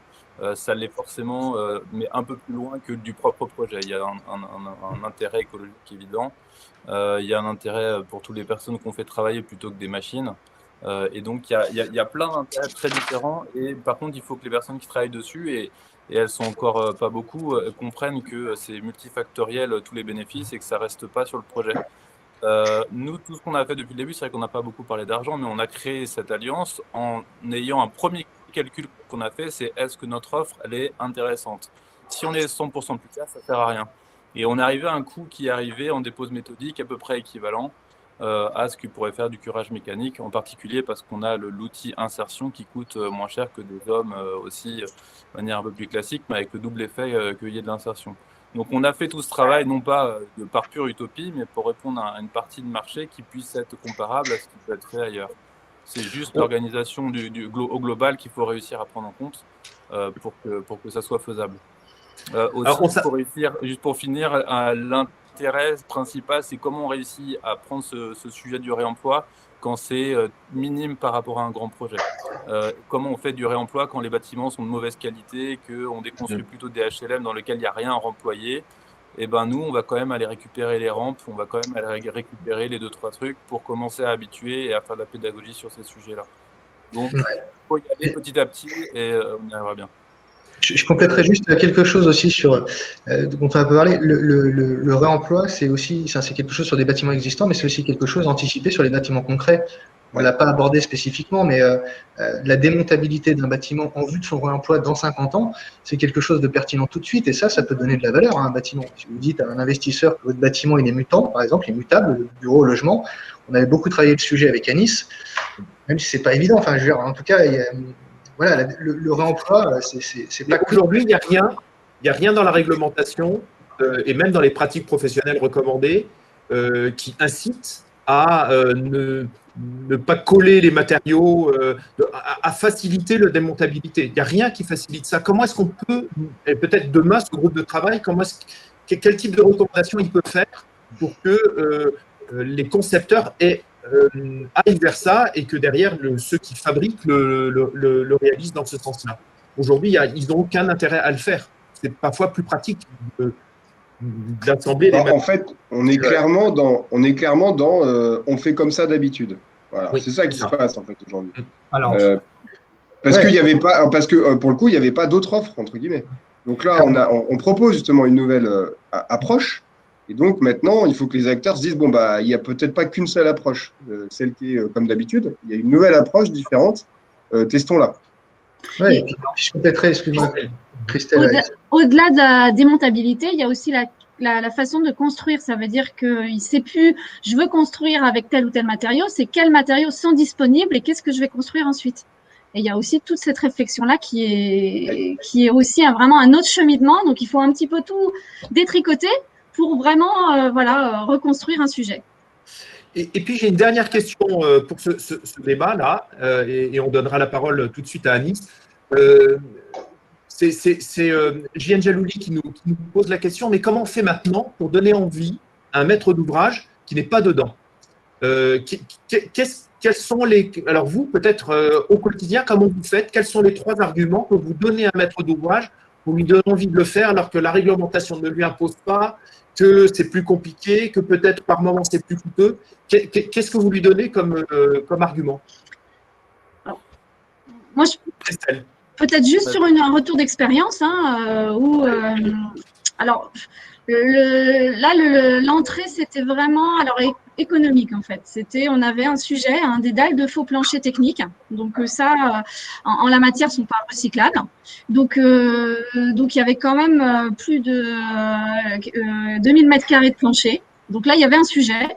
Et donc la maîtrise d'ouvrage, on est arrivé un petit peu en se questionnant sur la nature du gisement, en leur donnant les possibilités. Et là, c'était vraiment le réemploi qui était pointé. Et surtout, lui, ça l'intéressait parce que ça lui a évité de détourner ce tonnage, puisqu'une dalle de plancher, c'est lourd. Donc, on en a détourné plus de 70 tonnes qui ne sont pas allées à la benne. Et donc, ça lui a évité des rotations de benne, la gestion de ce gisement en déchets. Donc, là, pour le coup, pour une maîtrise d'ouvrage qui n'était pas du tout sensibilisée et intéressée, on a utilisé cet argument-là qui a fonctionné. Et donc, c'était aussi en concertation avec le déconstructeur. Alors, en un ou deux mots, vous avez d'autres arguments, Quentin? Oui, Pierre-Yves, alors, c'est pas plus cher, parce que c'est pas plus cher de faire comme ça. Ouais. C'est mieux pour la planète, et c'est une satisfaction personnelle, parce qu'on se dit, je participe finalement à un acte concret pour une planète plus propre. Donc, et c'est même valorisable à travers des démarches environnementales, ou des labels. Et en plus, effectivement, vous pouvez… Dans ma démarche RSE, je le mets dans ma démarche RSE. Je peux parler du bouton qui tombe la pelouse de mon entreprise, mais je peux aussi parler de ça. Exactement. Ouais. Emmanuel, vous avez aussi un… Moi, tout simplement pour leur client final. Moi, je suis persuadé que les constructeurs et promoteurs qui s'en saisiront vendront beaucoup plus facilement leurs bâtiments. Les clients, enfin les particuliers, tous les citoyens qu'on est, on est de plus en plus à vouloir des matériaux un peu, une juste utilisation des matériaux. Et si tous les particuliers savaient comment on construit, ils sauteraient sur le constructeur qui construit propre. Si vous saviez. C'était un petit peu votre mot de la fin. Alors, je vais tous vous remercier, Quentin Charrois, Emmanuel Morel, Mathieu Bourbon, Christelle Pion, tout à l'heure Sylvain Grisot, et puis on va rester tous les deux à Nice. C'est aujourd'hui, dans notre échange, je crois qu'on n'a jamais eu un build. À bientôt. On n'a jamais eu un webinar avec autant de questions dans le chat. C'est incroyable. On est dans un sujet qui, certainement, et c'est des questions qui posent des questions. Alors après, certains ont des réponses qui arrivent au bon moment. Et donc, j'aimerais que tu nous dises en quelques mots, je crois qu'il y a un support, qu'est-ce que vous avez l'intention de faire avec ce groupe de travail? Oui, ben voilà, donc on l'a bien compris. Aujourd'hui, tout l'enjeu, c'est de passer de l'expérimentation à la massification, puisque ça fait une dizaine d'années que le sujet mûrit. Il y a eu des pionniers qui ont posé des jalons. Maintenant, tout l'enjeu, en effet, à partir de ces jalons, de ces expérimentations à droite à gauche, c'est d'identifier les leviers par lesquels on change d'échelle, en fait. Donc, hop. Ah, je n'arrive pas à passer les slides. Voilà, ça y est, c'est parti. Donc, voilà, en fait, le groupe de travail est proposé en 4 grandes thématiques. 4 grandes thématiques qui ont leur suite logique. C'est-à-dire qu'en effet, on l'a évoqué au cours des discussions, la première chose, c'est déjà de savoir quels sont les gisements potentiels, à la fois pour le réemploi, mais aussi pour le recyclage.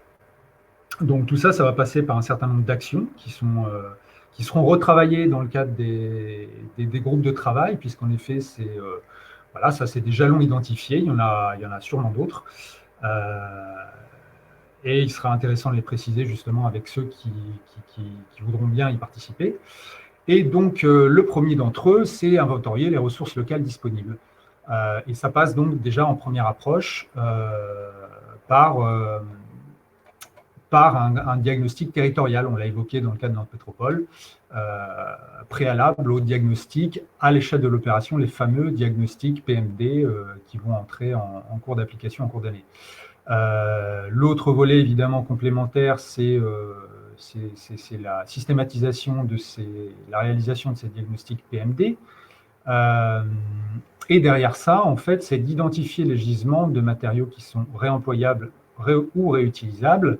Mais on l'a évoqué un petit peu en filigrane, la question parce qu'il y a aussi en effet une question de pertinence économique liée aux problématiques de dépose, alors qu'ils vont dépendre à la fois du domaine d'emploi et de la typologie du matériau, mais aussi de sa qualité intrinsèque, du chantier. Donc voilà, il y a des critères, le coût raisonnable de dépose, l'abondance avérée de la ressource, le domaine d'emploi, la question du domaine d'emploi. Ensuite, il y a identifier en effet les gisements qui sont plus spécifiquement destinés aux filières de recyclage. Alors, ça peut être soit en effet des choses qui ne sont pas valorisables dans le cas d'un réemploi ou qui ne sont pas en eux-mêmes réemployables mais recyclables. Et in fine, le but, c'est aussi d'identifier toutes les typologies de matériaux qui ne peuvent être ni réemployés, ni réutilisés, ni recyclés en tant que tels. Et ça, il n'y a pas eu réellement de travail d'inventaire aujourd'hui fait à ma connaissance en France sur ce sujet, mais je pense qu'on serait assez surpris en fait de se rendre compte de la quantité d'éléments dont on ne sait pas au final quoi faire aujourd'hui. Voilà. Donc la deuxième séquence serait donc une fois qu'on a identifié les ressources, c'est de les caractériser. Donc ça passe en effet par l'adoption de méthodes d'évaluation des matériaux réemployés et réutilisés, avec derrière en filigrane en effet la question de l'assurabilité. Alors il faut savoir aujourd'hui que le CSTB a été missionné par l'État dans le cadre d'un contrat d'objectifs et de performance pour une durée de 4 ans, alors ça fait 1 an et demi à peu près qu'ils travaillent dessus, pour établir en gros des référentiels qui préfigurent des règles professionnelles.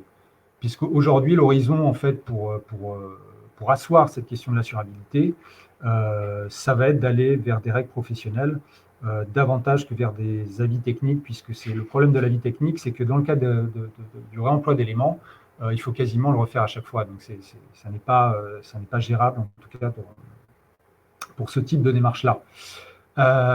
Donc on attend, le travail a été rendu à mi-chemin, mais d'ici 2 ans, en effet, on aura quelque chose de beaucoup plus clair et stable et qui permettra de garantir beaucoup plus facilement l'assurabilité du réemploi en France.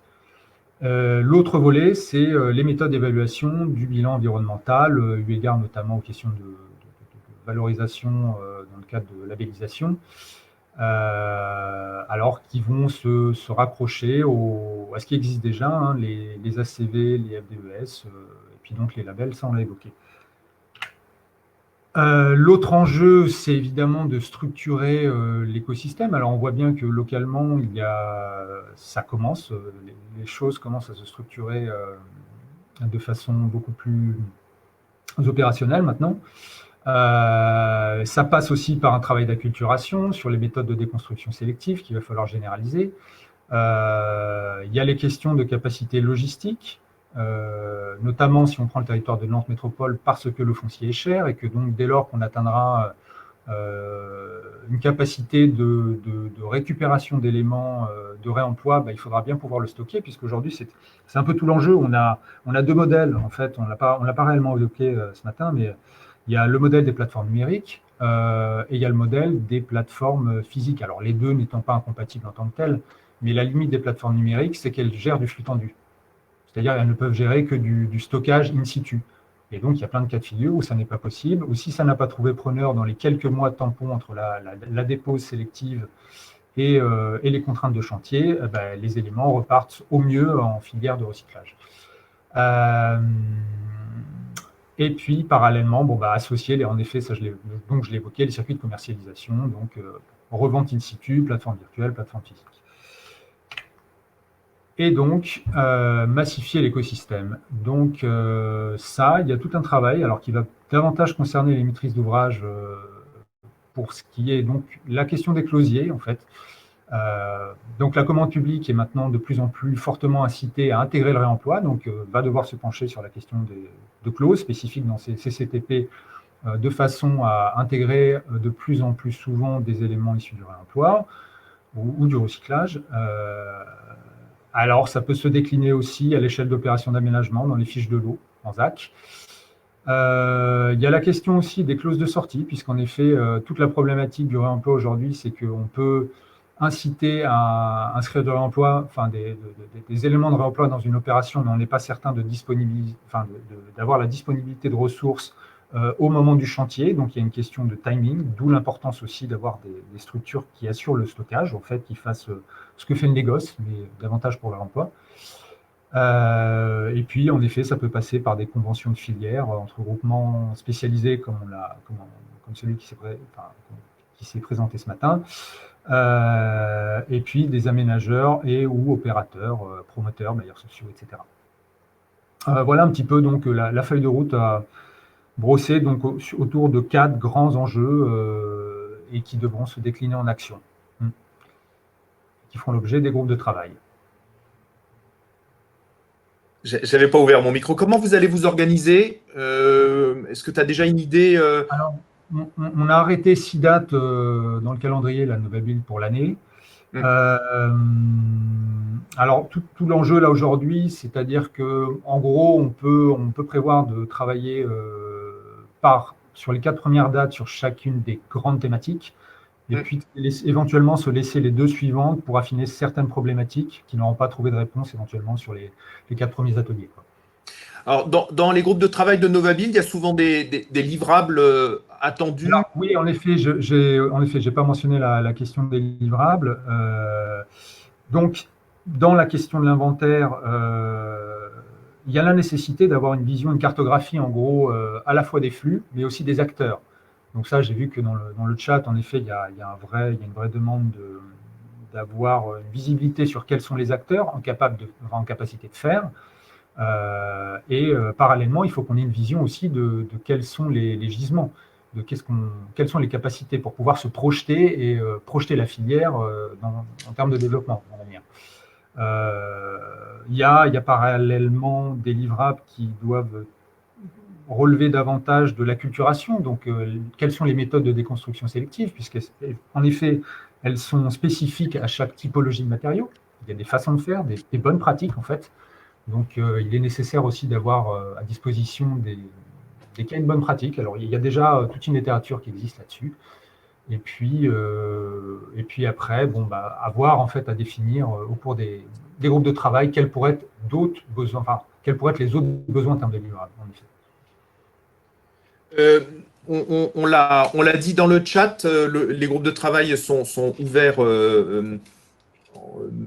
en priorité aux adhérents de NovaBuild. Alors NovaBuild, c'est une association qui est basée sur un territoire, la région des Pays de la Loire, et aujourd'hui on avait des participants qui étaient bien au-delà de notre région et qui est interprofessionnelle. Donc on a dans NovaBuild aussi bien des aménageurs, des collectivités, des maîtres d'ouvrage dans toute leur diversité, de la maîtrise d'œuvre et des entreprises de construction et des établissements de recherche et de formation, etc.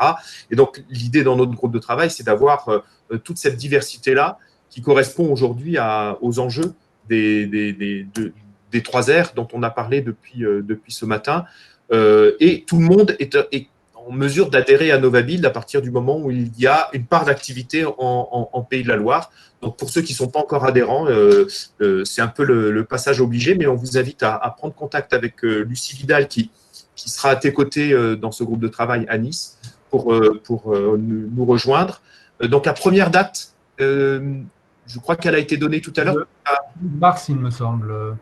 En mars. Et comment est-ce qu'on gère la question des distances, des sécurités sanitaires? Alors, vous serez… Alors, bah, a priori, la limite de ce que j'ai compris, on est en termes de présentiel, c'est envisageable pour peu qu'on ne soit pas reconfiné, mais dans une jauge limite d'une quinzaine de personnes, je crois, par rapport au respect des… Donc, Lucie Vidal nous dit c'est le 11 mars, donc on va essayer de le faire en présentiel. Et maintenant qu'on a pris l'habitude depuis un an, on a tout le temps un plan A et un plan B, et on s'est basculé du jour au lendemain ou dans l'heure vers un distanciel si nécessaire. Pour un groupe de travail, c'est important qu'au début, les gens se connaissent, mais après, c'est sûrement faisable en ligne. On en a fait d'autres, de réunions en ligne. Je ne sais pas si c'est mieux ou moins bien. Il y a un éditorial de Laurent Rosset qui est sorti il y a une petite heure que vous pouvez lire et qui raconte un petit peu les difficultés que nous avons tous aujourd'hui, cette généralisation du numérique. Un mot à ajouter, une conclusion à Nice?